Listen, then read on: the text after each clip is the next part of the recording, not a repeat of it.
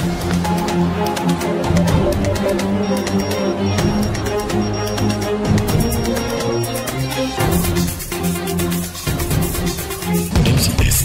journal.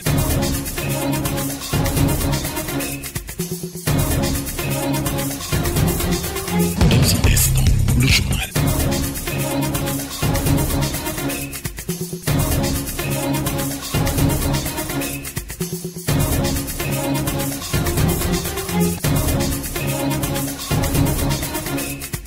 Pour Koumel FM, dans un instant, le journal.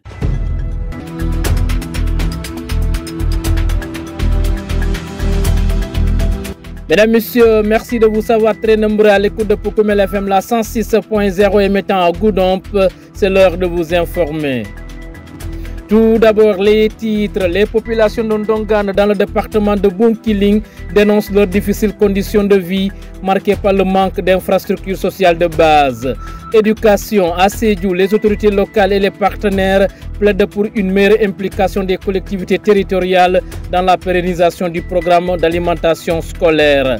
En sport, championnat des Navétanes 2025 dans la zone de Kaour. Kaour s'impose face à Senghor Baïnouk, aussi bien en cadet qu'en senior.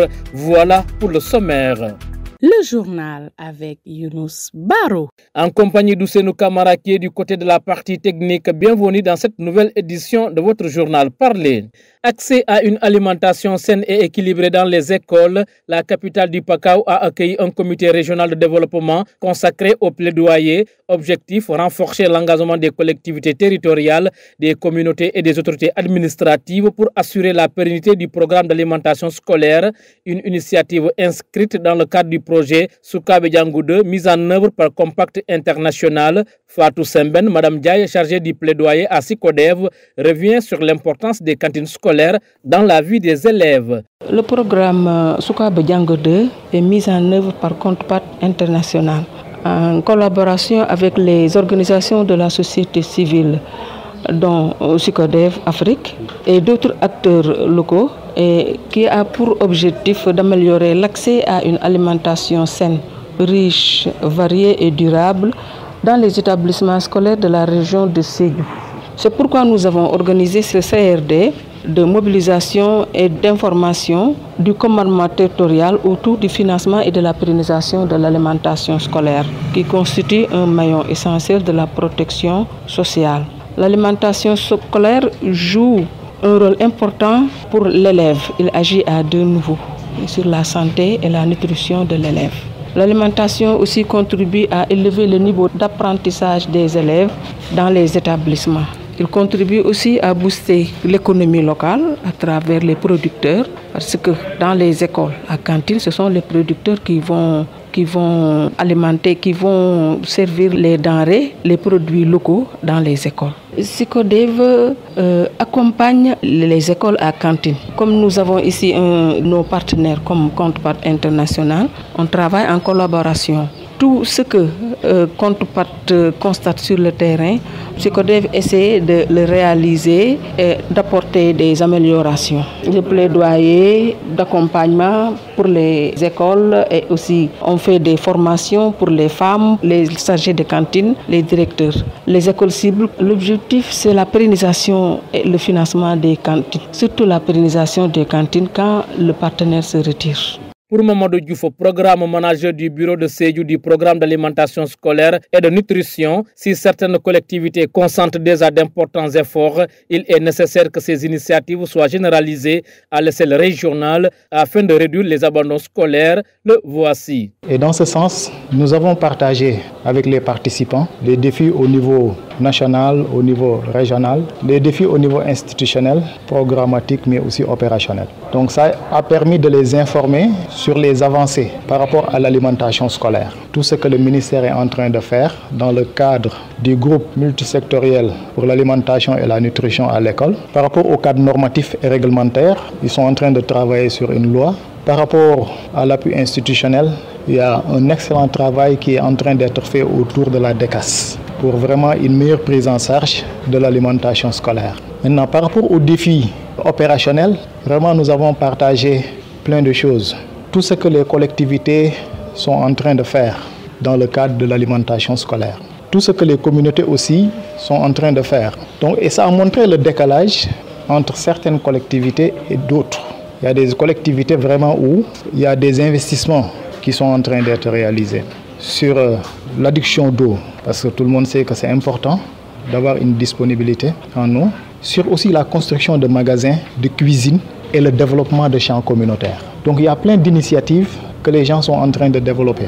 Certaines collectivités sont en avance par rapport à d'autres. L'exemple qui nous a le plus frappé, c'est la commune de Bona, la commune de Djiréji, où vraiment les gens sont en train d'abattre un excellent travail pour un meilleur portage de l'alimentation scolaire. Donc c'est un atelier vraiment à travers lequel les gens n'ont pas seulement parlé, mais ils ont pris des engagements et des actions concrètes. Ce qui illustre cela, c'est la commune de Djiréji qui s'est engagée à demander à toutes les écoles d'élaborer des projets qui seront étudiés et éventuellement financés pour une meilleure prise en charge de l'alimentation scolaire. Bona est en train de faire de très bonnes choses dans le cadre du partenariat public-privé pour l'accès à l'eau dans ces écoles. Et ce sont ces dynamiques-là que nous voulons encourager pour que les écoles aient plus accès à la terre, mais aussi aient un accompagnement par rapport à l'inscription d'une ligne dédiée à la cantine à travers les collectivités territoriales. Durant l'année scolaire écoulée, les mobilisations financières ont été estimées à 47 millions pour les 99 écoles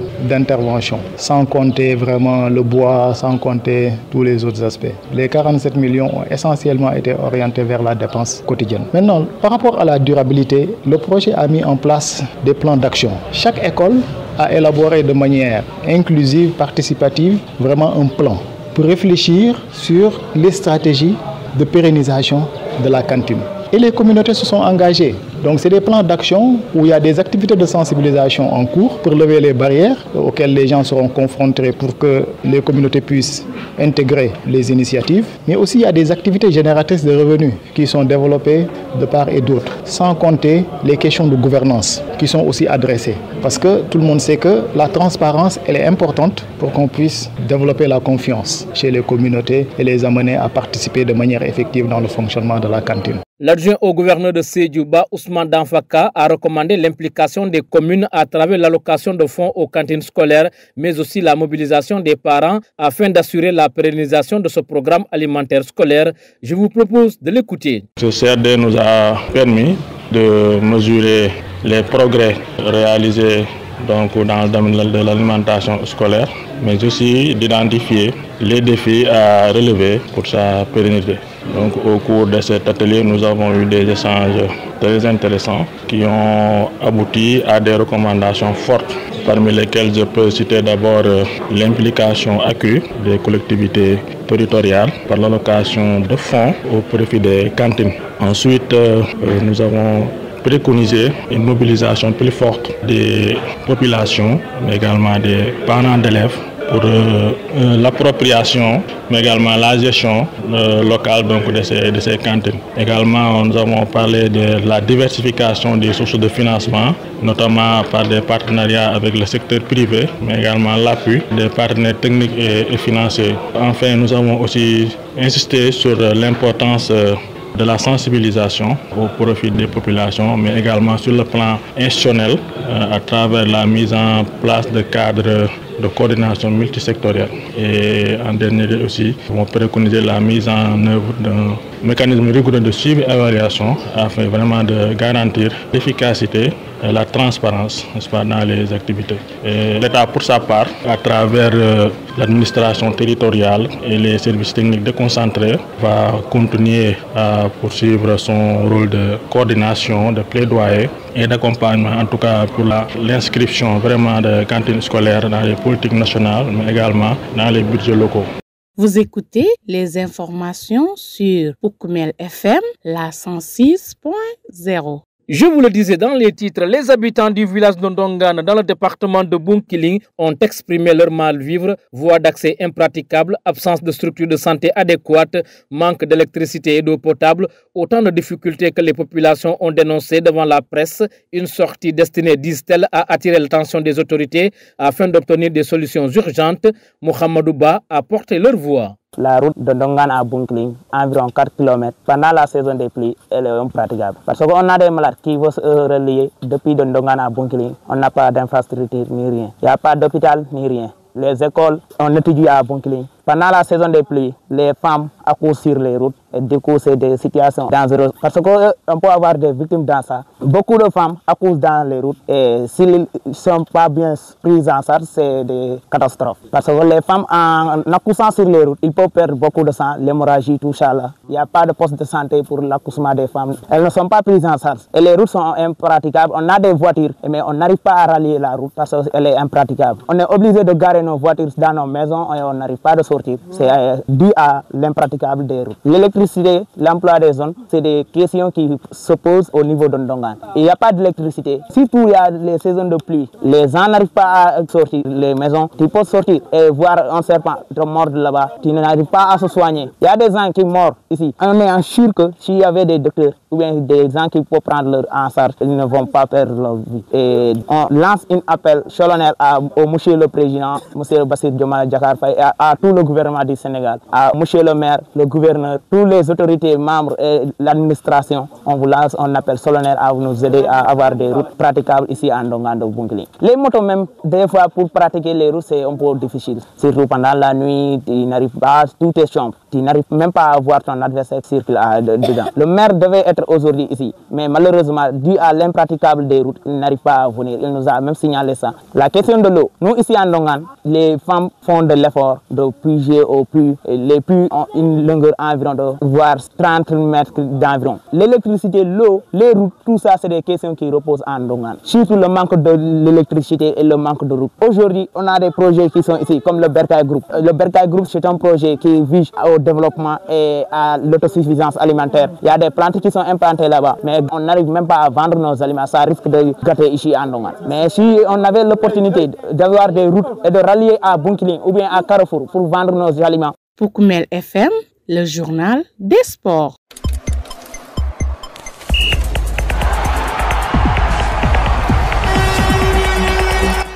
Dans l'actualité sportive, focus sur le championnat des Navétanes édition 2025 dans la zone de Kaour, lundi 25 août au terrain Salif Biaye. Les cadets de Kaour se sont imposés face à Senghor Baïnounk sur le score de 2-0. En senior, Kaour a également pris le dessus en s'imposant par 1-0. Parlons cette fois-ci de mondial de football. Le tirage au sort de la phase de groupe de la Coupe du monde de football 2026 prévu du 19 juin au 19 juillet au Canada, au Mexique et aux États-Unis d'Amérique aura lieu le 5 décembre 2025 au Kennedy Center. Le centre culturel de Washington a appris l'APS d'un communiqué de la FIFA rendu public vendredi. La même source précise que l'annonce a été faite par le président des États-Unis d'Amérique Donald Trump et le président de la FIFA Gianni Infantino à la Maison Blanche. Le tirage au sort se tiendra à 12h heure locale, 18h GMT, selon le texte qui précise que l'événement sera retransmis dans les 3 pays hôtes et dans le monde entier par les partenaires médias de la FIFA. Les équipes représentant les pays hôtes seront réparties en position A1, Mexique, B1, Canada et D1, États-Unis d'Amérique, conformément au calendrier des matchs publiés l'année dernière, a rappelé la même source. Le mondial 2026 va être le premier organisé dans 3 pays et dans un nouveau format à 48 équipes. Ces dernières seront réparties en 12 groupes de 4 équipes et un tour supplémentaire, 16e de finale lors de la première phase. Outre les 3 pays, 10 nations ont déjà validé leur qualification. Il s'agit de l'Argentine, tenante du titre, de l'Australie, du Brésil, de l'Équateur, de la République d'Iran, du Japon, de la Jordanie pour sa première participation, de la République de Corée, de la Nouvelle-Zélande et de l'Ouzbékistan pour ses débuts à la compétition. Au total, 42 des 48 équipes qui participent au mondial seront connues lors du tirage au sort, les 6 dernières places convoitées étant attribuées lors des matchs de barrage en mars prochain, explique le communiqué.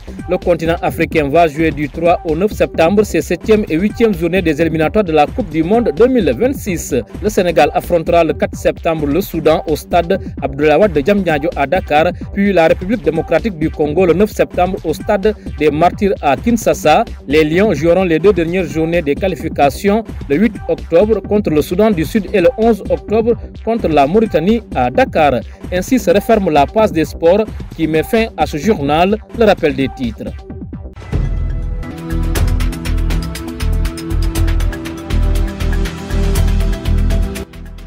Les populations d'Ondongane dans le département de Bounkiling dénoncent leurs difficiles conditions de vie marquées par le manque d'infrastructures sociales de base. Vous avez entendu leur porte-parole Mohamedou Ba. Éducation, à Sédhiou, les autorités locales et les partenaires plaident pour une meilleure implication des collectivités territoriales dans la pérennisation du programme d'alimentation scolaire. En sport, championnat des navettes en 2025 dans la zone de Kaour. Kaour s'impose face à Senghor Baïnouk aussi bien en cadet qu'en senior. Merci à Ousseinou Kamara qui était aux opérations techniques. À la présentation, c'était Younous Baro. Mesdames, Messieurs, un grand merci également à vous pour l'écoute attentive. Aujourd'hui, pas de version mandingue et on s'en excuse profondément. La rédaction de Poukoumel vous retrouve demain à pareil moment. D'ici là, passez d'agréables moments en compagnie de nos programmes. Merci et au revoir.